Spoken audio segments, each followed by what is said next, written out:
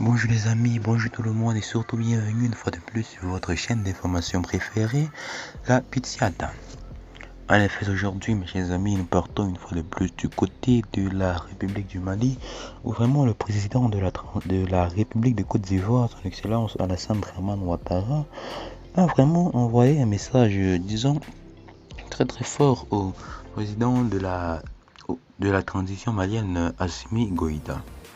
Depuis la tribune de l'ONU, Ouattara lance un message fort aux autorités maliennes.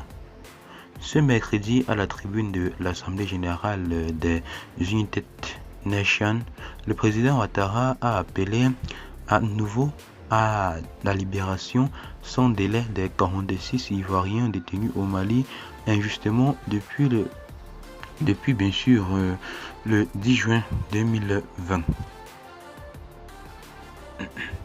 Alassane Ouattara a par ailleurs encouragé les autorités maliennes à concentrer bien sûr les efforts sur la lutte contre le terrorisme et mettre en œuvre de façon résolue les chiffres bien sûr des différentes bien sûr étapes du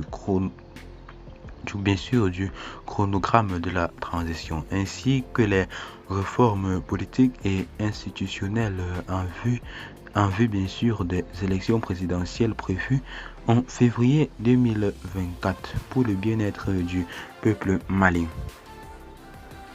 Le chef de l'État ivoirien a salué par ailleurs l'excellente relation avec la Côte d'Ivoire et le HCR sur la guerre bien sûr qui secoue l'Occident depuis.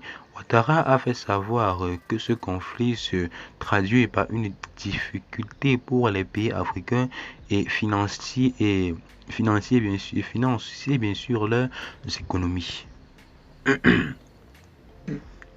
Il a par ailleurs regretté bien sûr que 17% du blé ait bien sûr été réservé au continent noir.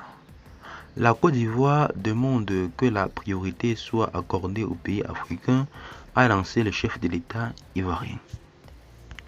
Là, mes chers amis, nous voyons vivement que le président Ouattara est vraiment très très dévoué dans son travail. Affaire à suivre. Là, c'est la fin. Abonnez-vous massivement et partagez aussi massivement la vidéo avec vos amis pour qu'ensemble nous puissions atteindre un max de visibilité. Et à tout à l'heure pour une nouvelle partie d'information. Bye bye.